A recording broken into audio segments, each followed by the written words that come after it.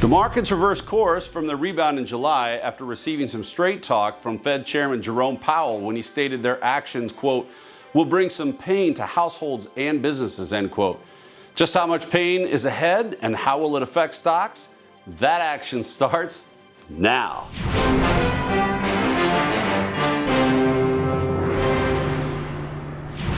Stocks posted another down month in August, with the Dow Jones Industrial falling 3.8% and the S&P 500 dropping 3.83%. The Nasdaq Composite once again led the pack with a loss of 4.07%. With stocks well above 4,000, the S&P 500 was assuming virtually no earnings degradation and assigned a market multiple between 17 and 18 times. That's typical for a generally positive macroeconomic environment. We are not in a generally positive macroeconomic environment. Inflation is high, the economy is slowing, the Fed is hiking aggressively, Europe is facing major energy problems, there's geopolitical unrest, and quantitative tightening is about to ramp up to a level none of us, including the Fed, has ever seen before. So, does this mean everything is bad for stocks? Well, no. Every time the market has sold off 20% over a couple of months, it's ended up being a longer-term buying opportunity. Considering the risk I just mentioned, I am keeping a close eye out for any signs that these risks are being mitigated, as these could be considered as possible entry points to increase our equity exposure. Now, before any of you start to panic, take a deep breath, as we may be waiting a while for these things to happen. The bond yield curve remained inverted all month. At month end, the 5-year yield was at 3.28%, while the 10-year was at 3.13%. The 30-year bond finished the month at 3.25%. It seems the 10s-2 spread has settled into a range of negative 30 to negative 40 basis points. And while this is off the recent lows, it is still sending a clear signal that economic growth is going to slow and slow meaningfully in the coming months and quarters. If one is concerned about volatility and positioning for potential capital appreciation in bonds, I would be looking at the longer end of the curve. Oil survived a choppy month and closed lower at 88.84. Recent news releases are being digested as bearish for oil, as the threat of OPEC Plus cuts were reduced.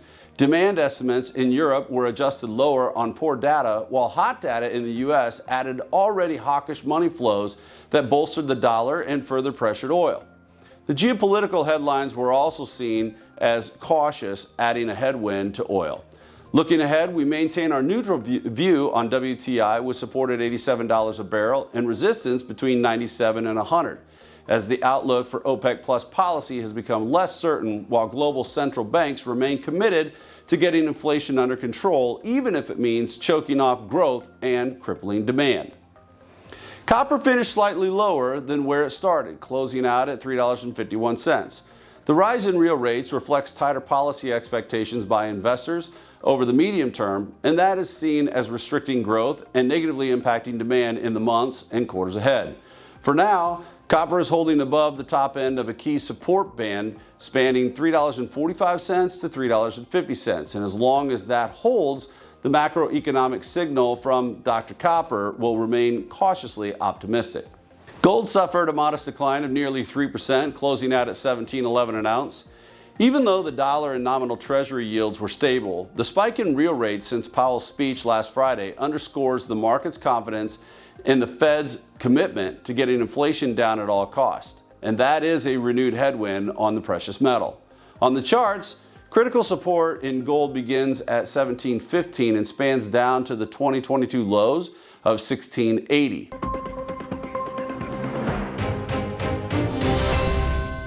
The US dollar rose sharply again this month to 108.72. If you're wondering why the dollar has been so strong, it is in large part because the Federal Reserve is moving at a faster pace to increase rates than all other major countries. So long as this upward trend continues, stocks will face a strong headwind on any efforts to move higher. July job openings, better known as JOLTS, rose by nearly 1 million, which was much more than expected, and implying the labor market is not moving in the direction of the Fed's stated goals. There remains twice as many job openings as there are people looking for work. This puts upward pressure on wages, increasing the chances of a sustained wage price inflation spiral, which the Fed is trying to avoid. While it is unlikely this news will have any material impact on the Fed's current plans, it does increase the chances of a 75 basis point hike in September. More importantly, it also refutes the idea they may cut rates in 2023, which markets are pricing in. So if that remains the case, you will see much more downside to stocks. In short, I think we all need to prepare for a more bumpy ride for the time being. I have seen and heard all of the stats and charts indicating how oversold we are right now, and I completely agree. However, every rally we have been experiencing has hit a wall at the 200-day moving average of the S&P 500 for all of the reasons I mentioned earlier. Historically speaking, every time this has happened, volatility has also spiked higher. Currently, the VIX, which measures that volatility, has been a little subdued, but that may not stay like that for much longer. So, if you are a long-term investor and you have money on the sidelines like our clients do, you are probably just fine. However, if you are a new viewer and you are feeling a little nervous or more fearful than you like, we should probably be talking sooner than later. For the month of September, the cash allocation in our equity models remains at 40% due to the model's more aggressive nature. As I have said over the last several months, this could be increasing if we see signs of further deterioration. Again, I am proud to say that our approach continues to outperform all of the major indices year to date. Our broad focus remains on commodities and domestic equities. For commodities, our focus is on energy and agriculture.